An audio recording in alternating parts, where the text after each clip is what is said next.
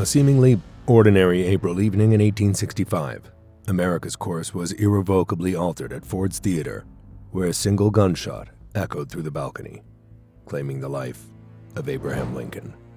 While the broad strokes of Lincoln's assassination are well known, the details surrounding this pivotal moment are often lost in the shadows.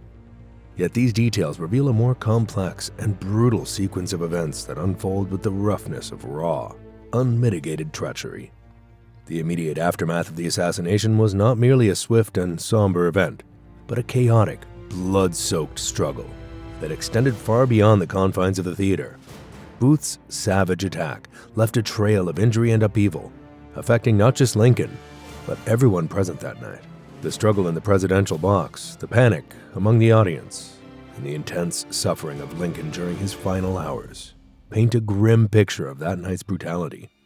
The American Civil War had been raging for 4 years.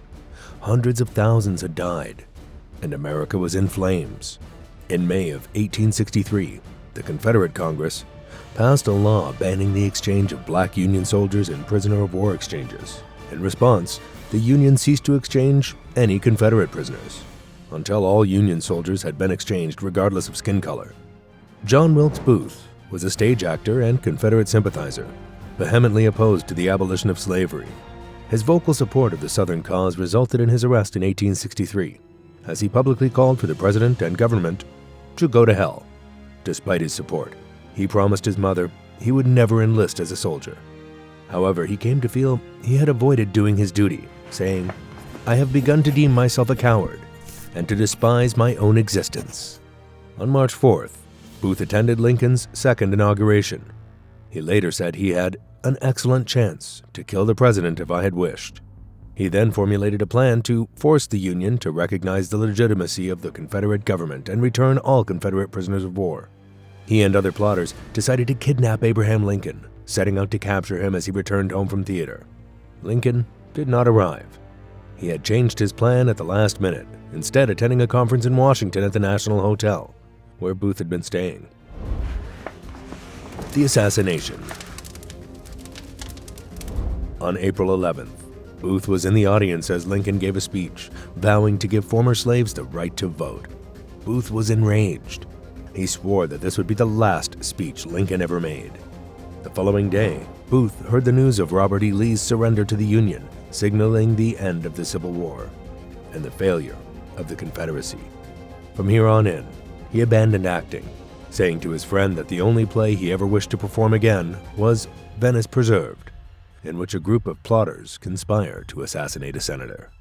3 days later, Booth traveled to the Ford Theater to collect his mail. He spoke to the brother of John Ford, the manager of Ford Theater, and heard that Lincoln and his wife would be attending the theater later that evening to watch a performance of Our American Cousin. He hurriedly planned the murder, organizing a getaway horse. He spoke to the other conspirators, Lewis Powell and George Atzerodt, hoping to have them assassinate other Union politicians on the same night to cripple the Union government and force it to come to terms with the South. As a successful and rather famous actor, Booth had access to all parts of the theater and could travel through the halls and corridors as he pleased.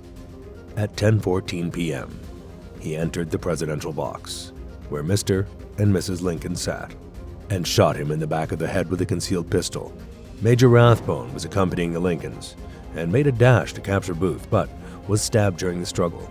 Booth leapt from the box to the stage and, inspired by the killing of Julius Caesar, cried, "Sic semper tyrannis," or "Death to tyrants," words attributed to Brutus, the man who killed Caesar. Of the 3 conspirators, Booth was the only one to succeed. Powell stabbed Secretary of State William Seward, but he survived his wounds.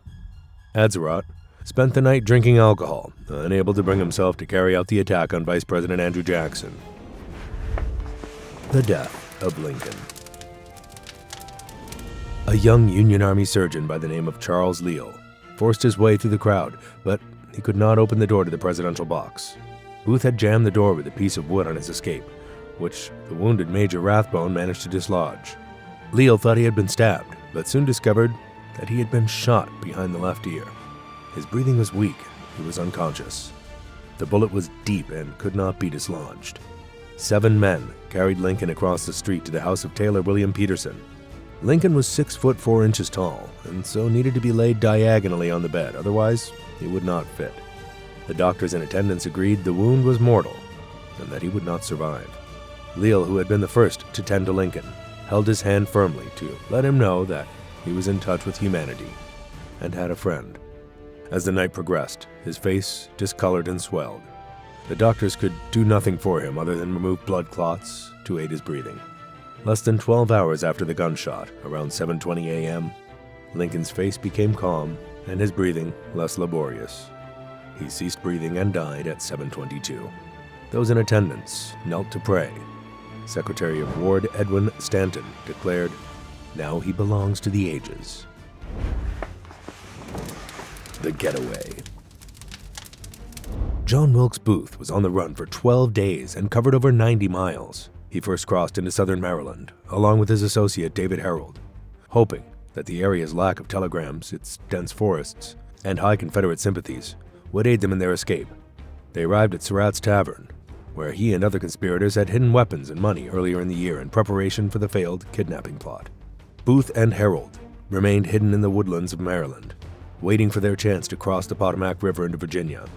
On the 21st of April, they managed to acquire a boat and compass, allowing them to make the crossing into Virginia. The first crossing was a failure, as they came ashore upriver, landing back in Maryland. Herold knew the area and recognized a farmhouse belonging to a Confederate sympathizer. They spent the night, aiming to try again the next day. On the night, Booth wrote in his diary, "With every man's hand against me, I am here in despair. And why? For doing what Brutus was honored for." They reached the banks of Virginia on the 23rd of April, meeting up with 2 Confederate agents, Harbin and Bryant.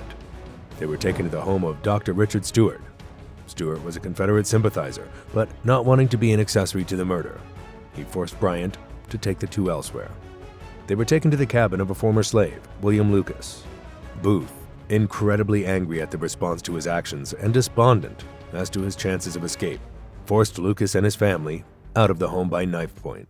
By the 26th of April, Union forces had tracked the 2 to the home of Richard Garrett, a tobacco farmer, arriving at 2 a.m. Richard Garrett was violently interrogated until his son came to his aid, telling the soldiers the 2 men were in the tobacco shed. Booth wished to die in a bloody shootout, but the soldiers had orders not to kill. Booth requested a gunfight, but was refused. The barn was set alight to drive the 2 assassins out. Herold surrendered, while Booth remained and attempt to fight the fire himself. Sergeant Boston Corbett supposedly saw Booth preparing to fire, and so shot at him. A bullet struck him in the throat, incapacitating him, but not killing him outright. His spinal cord had been severed, and he was paralyzed from the neck down. Detective Everton Conger tried to interrogate him, but he could hardly speak. The doctor concluded that Booth would die from his wounds. His last words were, "Tell my mother I die for my country." 8 other conspirators were captured, arrested, and tried in a military court. 4 were sentenced to be hanged, while the rest were given life imprisonment. The Civil War had ended 5 days before Lincoln's assassination. Many had believed the surrender of Robert E. Lee at Appomattox was an end to the bloodshed, and no one had expected their president would be slain.